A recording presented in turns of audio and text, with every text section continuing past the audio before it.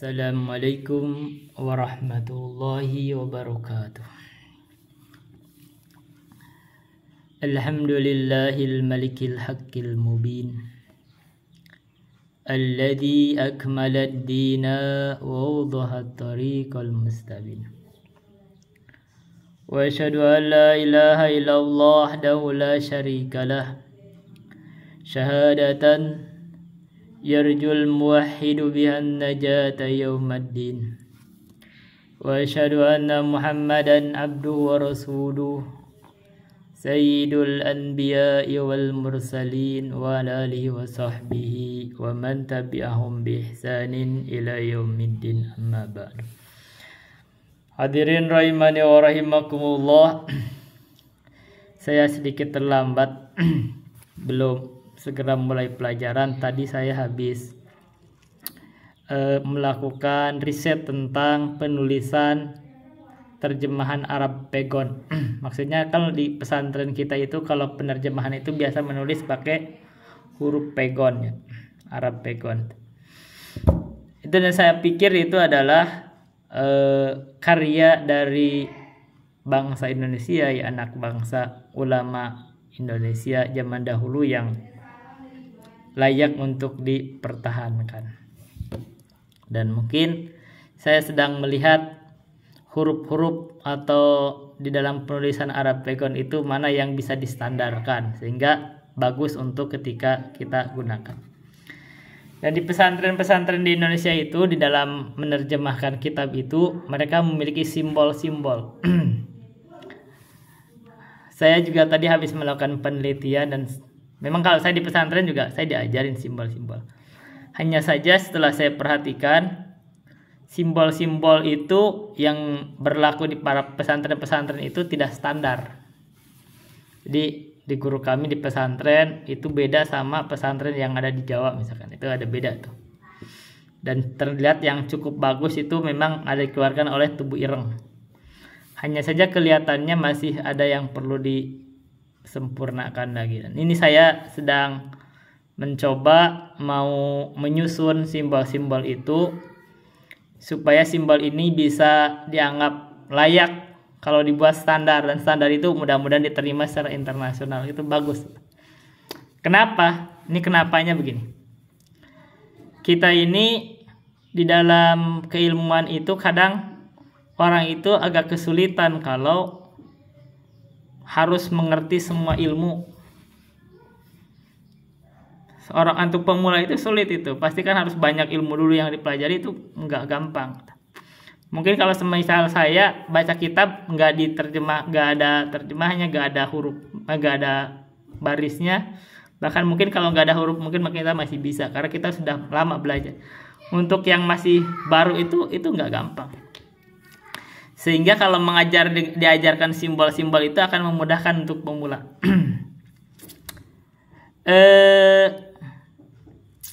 Di dalam Quran internasional, versi internasional, itu juga sudah ada simbol-simbolnya. Kayak di sini itu contoh. Jadi kalau kita membaca dengan tulisan yang Quran versi internasional, itu kadang walaupun kita tidak tahu hukum-hukumnya, asal kita paham simbol itu, kita bisa membacanya dengan benar. Ini yang sedang saya praktekkan di si Ubaid, anak saya, umur 7 tahun, dia gak ngerti itu idhar, gak ngerti idgham, gak ngerti ikhfa, gak ngerti iqlab, tapi begitu dikajarkan ini simbolnya gini, bacanya gini, dia paham tuh, bisa baca. Artinya sama dengan Arab, bahasa Arab. Kalau misalkan kita di dalam kitab itu kita bisa membuat simbol-simbol, minimal istilah-istilah di dalam itu sudah paham, tinggal arti mufradatnya saja. Itu akan memudahkan. Jadi ini simbol ini penting, tapi hanya sebaiknya kalau itu bisa dibuat standar internasional. Saya sedang mencoba memikirkan simbol itu diperbaiki supaya sesuai dengan namanya. Misalkan mubtada. Di dalam bahasa Arab itu ada namanya mubtada. Ismun marfu'un al-ari anil awamilil lafdiyah katanya. Itu kalau simbolnya kita kalau di pesantren itu gini bentuknya tuh. Kayak angka 6. Tak. Itu dari mana angka 6 itu sebenarnya kalau mau dikritisi gitu simbolnya. Tapi banyak simbol itu dia menggunakan pakai huruf mim. Itu lebih bagus kelihatannya ya. Pakai mim aja kan dari mubtada. Nah, simbol itu ini kalau kita mentarjih simbol, kan simbol itu gak ada istilah tarjih. Itu yang penting orang paham. Tapi kalau kita mau pakai simbol yang ada sebabnya kenapa dibuat simbol itu, sehingga itu bisa dipakai internasional. Terus kitab itu kalau kita cetak dikasih simbol itu akan memudahkan tuh. Oh, ini mubtada misalkan. Kagak ada ulama zaman dulu orang nggak bisa, mereka nggak perlu, mereka udah paham orang itu nggak perlu pakai itu, bahkan nggak pakai huruf mereka bisa. Bukan nggak pakai huruf, nggak pakai titik juga bisa. Ya ilmunya udah mendalam, tapi untuk orang awam itu kalau dikasih simbol, kalau dia paham simbolnya itu bisa baca. Itu penting tuh. Misalkan mubtada itu dengan mim. Ini kita dua aja dulu. Khobar itu dengan kho. Itu diambil dari khobar. Nah, itu bagus tuh simbol itu. Di pesantren kami dulu khobar itu bukan dengan kho tapi dengan kayak gitu tuh, apa kayak fi gitu. Garis-garis dua terus itu fi. Dari mana sebenarnya memang gitu? Memang itu namanya juga, yang penting kesepakatan aja, yang penting orang paham. Tapi memang secara penyimbolan orang bisa mempertanyakan dari mana sumbernya. Ya. Kan kalau orang bisa ngambil dari khobar itu kho. Jadi saya sedang merefining atau memperbaiki simbol. Sekarang fiil. Kalau fiil itu dengan fa itu kan bagus tuh, fa aja fiil. Nah, itu di buku ini ada tuh di sini. Buku ini Al-Muyassar. Ini pendirinya yang buat itu dari Persis ini. Bagus ini, dia kan punya ilmunya bagus. Ini kalau fiil ya simbol aja fa. Fa. Udah. Fa'ilnya apa? Nah, kan biasanya fa'il itu adalah fa juga. Nah, kan mereka jarang di kita itu kalau fiil itu jarang pakai simbol itu. Jadi fa'il itu justru fa. Nanti simbolnya itu. Nah, itu kita lihat nih, kalau misalkan orang kan harus, kan kalau jumlah itu ada fiil fa'il, jadi boleh kalau dirubah misalkan fiil itu fa, fa'il itu fa dan alif. Nah, itu bagus. Kelihatannya ya, kita saya coba pikirkan, kalau fa dengan alif itu fa'il, bagus. Fa. Itu fa'il. Itu asal misalkan fa'il yang untuk ghairu akil. Kalau fa'il tambah akil boleh itu fa'il ain, gitu, boleh tambahin tuh, jadi fa'il fa tambah ain, gitu fa'il akil. Atau misalkan ghairu akil tambah dengan gin. Nah, itu mungkin lebih bagus tuh, supaya memperbaiki. Kita nanti kita perhatikan ya, saya mungkin akan perbaiki simbol. Jadi kalau fi'il itu fa, misal itu tidak ada di pesantren itu biasanya nggak ada tuh simbol fi'il itu. Orang kan nggak tahu, ya udah orang pada tahu pak fi'il nggak masalah. Tapi fa'il itu adalah fa. Nah, itu kalau misalkan saya rubah simbolnya fi'il itu dari fa, fa'il adalah ya fa dan alif. Kalau fa'il itu akil tambah ain. Nah, boleh itu fang gitu. Jadi orang boleh kalau mau. Tapi ya sekarang saya juga gak begitu. Perlu orang dari dulu saya juga gak begitu ini sebenarnya. Kita tahu fi'il fa'il ya udah biarin aja, cukup diharakatin kalau mau. Baik, kita akan lanjutkan membahas kaidah fiqhiyah. Nih, kita masuk di dalam bait i'lam hudita anna afdalal minan ilmun yuzilu syakka anka waddaron wa yakshiful haqqa lidil qulubi wa yusilul abda ilal matlubi. Katanya i'lam, ketahuilah. Ini ada fi'il amar. Jadi i'lam itu dari fi'il amar. I'lam. Alima ya'lamu ilman. Alima ya'lamu ilman. Sebentar. Alima ya'lamu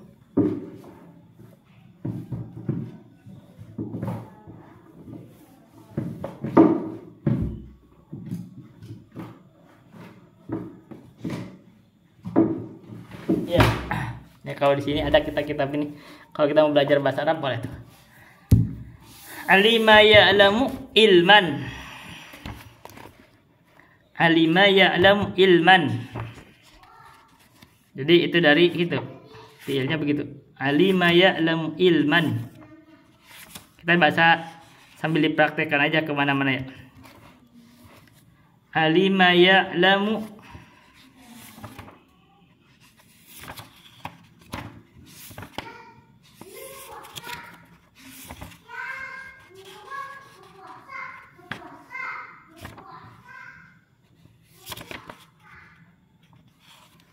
Alima ya'lamu ilman.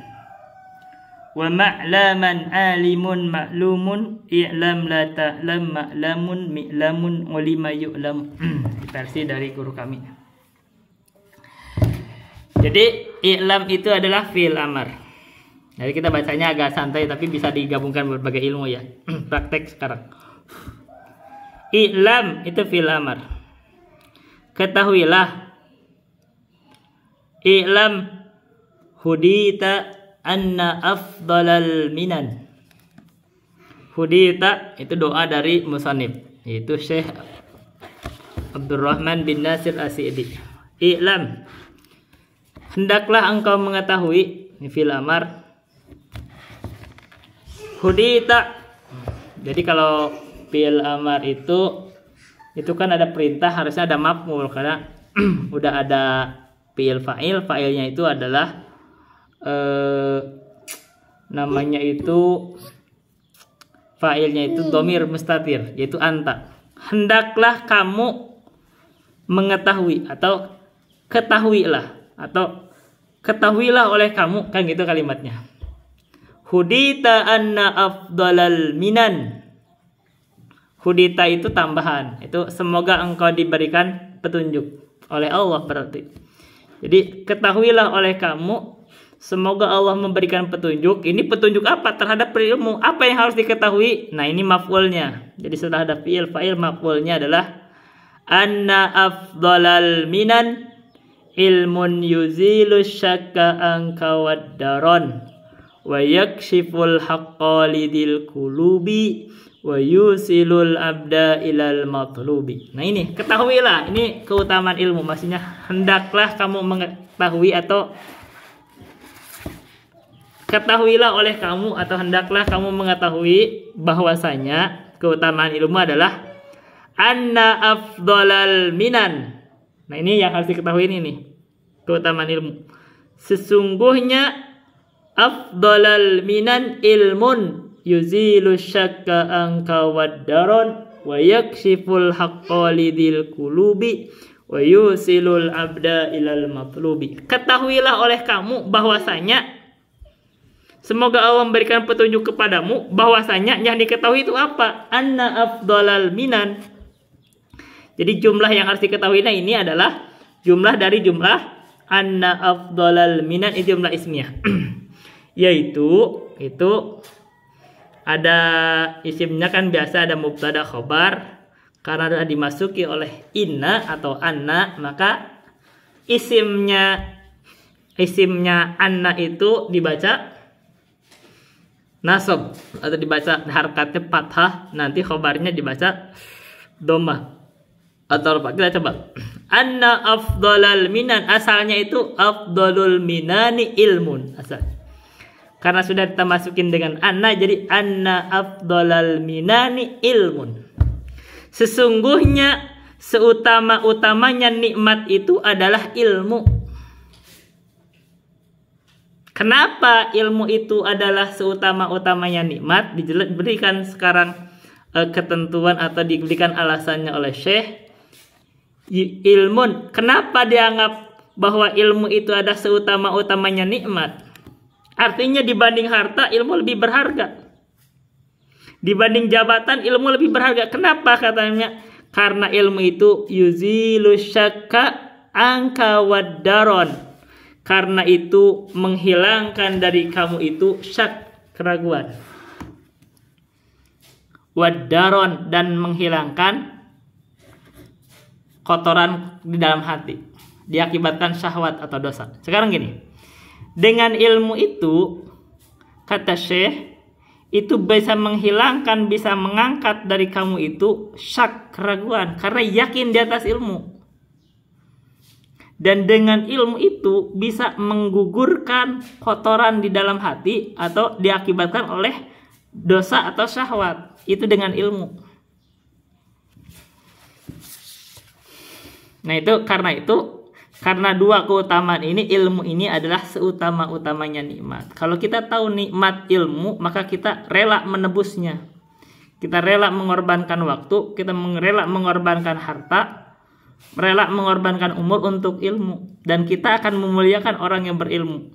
Kita akan menghargai orang yang memberikan ilmu. Karena ilmu ini adalah seutama-utamanya nikmat. Karena itu saya itu dari kecil itu belajar berilmu itu karena saya tahu bahwa ilmu ini adalah yang paling berharga. Saya rela menebusnya memang dengan capek-capek pergi, kadang pergi pagi, datang malam. Itu menuntut ilmu ya. Saya berangkat pagi itu sampai jam 6, datang jam 12, datang jam 2 malam. Itu sering gitu. Saya pernah pergi untuk daurah ke Bandung itu baru datang ke Bandung jam 2 dalam keadaan saya mensret itu jadi keluar di pool. Saya tembus hutan itu naik itu ternyata tempatnya di tengah hutan. Aduh, itu untuk cari-cari alamat, subhanallah. Iya kan? Itu tembus terus pergi ke Jogja naik pesawat, pergi ke Makassar naik pesawat. Ini untuk ilmu. Dan orang itu zaman dahulu juga orang sampai melakukan perjalanan rela untuk satu hadis itu berjalan 1 bulan.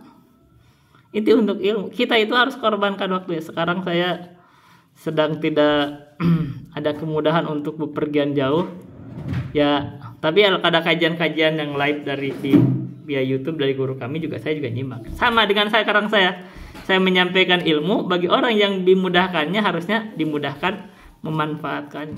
Dan kita harus bersyukur kepada orang-orang yang menyampaikan ilmu.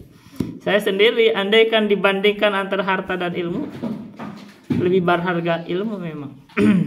Dan apa yang disampaikan oleh guru kami itu berharga. Saya menghargainya. Nah, kenapa? Itu kata Syekh itu ilmu itu afdalal minan, seutama-utamanya nikmat. Kenapa? Karena ilmu itu yuzilu syakka angka wadaron, menghilangkan dari kalian itu, dari kamu itu keraguan-raguan. Dengan ilmu itu kita bisa sampai ke derajat ilmu yakin. Nah, ilmu yakin itu sudah bagus. Kalau di dalam keimanan kita sudah sampai ke kedudukan ilmu yakin, itu bagus.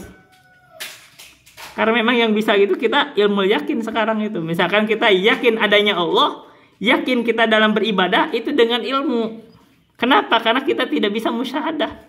Tidak bisa kita menyaksikan Allah, melihat Allah sekarang tidak bisa. Di akhirat kita bisa ainul yakin. Ya kan? Kita tentang adanya hari kiamat. Ini ilmu yakin, dengan adanya ilmu kita itu. Tapi kita tidak bisa sekarang itu ainul yakin. Gak bisa, karena ainul yakin itu nanti begitu kita diperhadapkan, misalkan ada neraka, di depan kita neraka, itu baru ainul yakin. Begitu orang masuk ke neraka, ngerasain dibakar, itu hakul yakin sudah. Dia ngerasakin haknya neraka itu gitu, dibakar. Kita yang sekarang berilmu, kita memiliki ilmu yakin adanya neraka. Begitu panasnya, kita tidak perlu merasakan neraka, gak mau juga. Tapi kalau kita sudah di akhirat itu ternyata kita melewati sirat, benar-benar melihat neraka kita lewati, ada di bawah kita, maka itu ainul yakin. Kalau orang masuk ke dalam neraka, itu hakul yakin. Dia benar-benar hak. Memang kedudukan paling penting, dia tidak bisa mengingkari lalu dia benar-benar dibakar. Kan gitu, kayak kita sekarang makan asin, garam. Kalau orang baru tahu itu garam asin, itu namanya ilmul yakin. Ya gitu.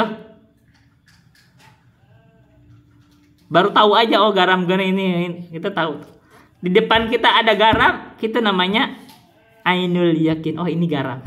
Begitu kita cicipi garam, itu namanya hakul yakin. Oh, bener garam itu asin. Yang paling tinggi memang hakul yakin. Tapi di dalam keimanan misalkan tertentu seperti iman terhadap adanya neraka, kita tidak ingin merasakan hakul yakin karena gak mau masuk neraka. Justru kita dengan ilmu yakin, kita ingin tidak merasakan hakul yakin. Karena kalau udah hakul yakin pasti dibakar di neraka. Tapi kalau kita ainul yakin, kita baru sekedar melihat, itu juga sudah ngeri. Ngeri, lihat nerakanya ngeri. Ketika orang lewat di atas neraka lewat sirot, itu sudah ngeri ngelihat nerakanya, apalagi masuk. Nah, kita ingin sekarang dengan ainul yakin, dengan ilmu yakin, jangan sampai kita merasakan hakul yakin terhadap neraka, tapi kita ingin merasakan hakul yakin terhadap surga. Sekarang ainul yakin, surga itu ketika gini. Ketika kita sudah sekarang tahu adanya surga dengan berbagai nikmatnya dijelaskan, itu namanya ilmu yakin. Begitu kita sudah melewati sirot, terus melihat dibuka pintu surga, kita melihat surga, itu namanya ainul yakin. Tapi yang kita inginkan terhadap surga itu adalah hakul yakin. Kita masuk ke dalam surga, merasakannya, jadi penghuninya. Itu untuk surga kita ingin hakul yakin. Tapi untuk neraka kita tidak mau merasakan atau sampai ke derajat hakul yakin, karena itu disiksa artinya. Begitu. Nah, ini ilmu. Nah, ilmu itu katanya yuzilu syakka, menghilangkan keraguan-raguan. Karena dengan ilmu yakin itu adalah satu cabang dari keyakinan. Yuzilu syakka angka wadaron, dan dengan ilmu itu akan menghilangkan kotoran-kotoran di dalam hati kita yang disebabkan oleh dosa. Karena kalau orang sudah memiliki ilmu, biasanya lebih menjaga diri untuk tidak jatuh di dalam kemaksiatan. Dan bila mana bisa terjaga dari kemaksiatan, maka dia itu akan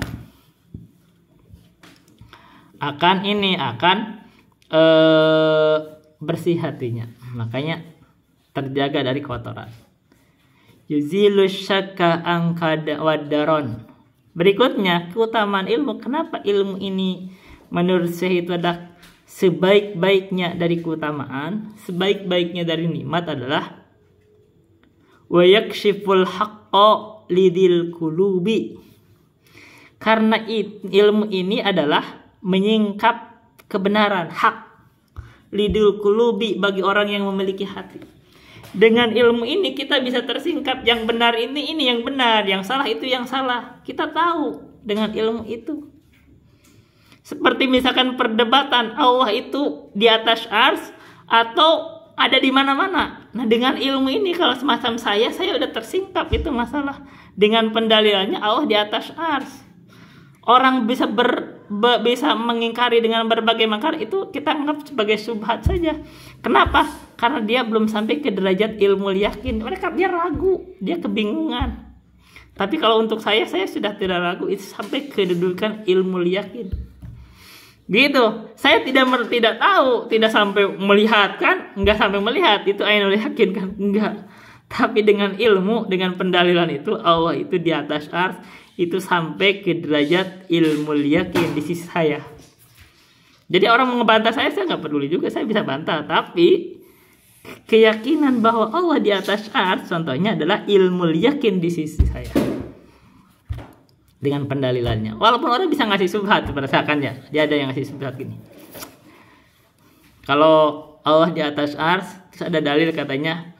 Terus gimana dengan wa nahnu aqrabu ilaihi min hablil warid. Kami ini lebih dekat terhadap manusia dibanding hablil warid, yaitu ini nih, urat genggorok. Urat tenggorokan.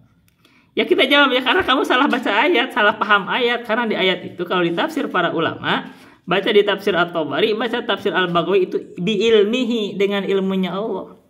Karena itu kalau kita melihat dari penafsiran kaidah tafsir ayat itu tidak jauh dari konteksnya. Lihat konteksnya, ada kadang di ayat itu, ayat sebelumnya atau ayat setelahnya. Maka di ayat itu, masih di ayat itu Allah berfirman, makanya jangan dipotong ayatnya. Walaqad khalaqnal insana wa na'lamu ma tuwaswisu bihi nafsuhu wa nahnu aqrabu ilaihi min hablil warid. Ada kalimat na'lamu. Na'lamu itu kan asalnya dari fi'il mudhari, ya alu, ya lamu. Jadi na'lamu kan gitu. ya'lamu ya'lamani ya'lamuna ta'lamu ta'lamani ya'laman la'lamna ta'lamu ta'lamani ta'lamuna ta'lamina ta'lamani ta'lamna a'lamu na'lamu. Kita sekarang sambil praktekkan nahwu dan sorof. Jadi kita baca sambil mempraktekkan nahwu dan sorof. Saya di channel ini kita sudah banyak kitab yang saya baca dari secara singkat nahwu dan sorof. Saya mungkin nggak perlu baca itu lagi, tapi kita praktek sekarang. Jadi na'lamu ini adalah itu artinya fi'il mudhari yang domirnya itu ke mutakalim ma'al ghair kalau secara nahwu atau secara sorof. Nah, kata Allah, wa na'lamu dan kami mengetahui. Ada masdarnya apa? Ilman. Ada ilmu di situ. Wa na'lamu ma tuwaswisu bihi nafsu. Fi'il fa'il, fa'ilnya kan tadi domir, maf'ul bihnya adalah ma tuwaswisu bihi nafsu. Kami mengetahui apa yang dibisikkan oleh jiwa. Berarti ini baru kalimatnya wa nahnu aqrabu ilaihi min hablil warid, dan kami lebih dekat terhadap manusia itu dibanding hablul warid, dibanding urat tenggorokan. Yang dekat itu apa? Allah, zatnya maksudnya dekat kita, nempel sama kita. Salah itu. Kalau begitu itu penafsiran, itu kesesatannya Ibnul Arabi menjadi wahdatul wujud, atau kesesatannya Syekh Siti Jenar atau Al-Halaj. Salah itu. Yang benar Allah di atas ars, karena di sini kedekatan itu kedekatan ilmu. Makanya disebut-sebut wa na'lamu ma tuwaswisu bihi nafsu. Kami mengetahui, berarti ini kedekatannya ilmu. Itu satu penafsiran ulama. Ini ilmu yakin di sisi saya. Yang kedua, penafsiran yang kedua, Allah dekat itu bukan Allah dekat kita, makhluk dekat kita, zatnya bukan. Itu adalah malaikat. Ayat setelahnya Allah berfirman, id yatalaqal mutalaqiyani anil yamini wa anis shimali qaid ma yalfidhu min qaulin illa ladaihi raqibun atid. Id yatalaqal mutalaqiyani, ketika dua orang itu bertemu lah. Ketika manusia itu bertemu dengan dua orang malaikat, maksudnya anil yamini wa nisyamsimali, di sebelah kanan dan di sebelah kirinya itu qaid, duduk. Malaikat duduk di sebelah kiri dan sebelah kanan. Kenapa? Akan mengawasi kita, mencatat amal baik dan amal buruk. Ma yalfidhu min qaulin illa ladaihi raqibun atid.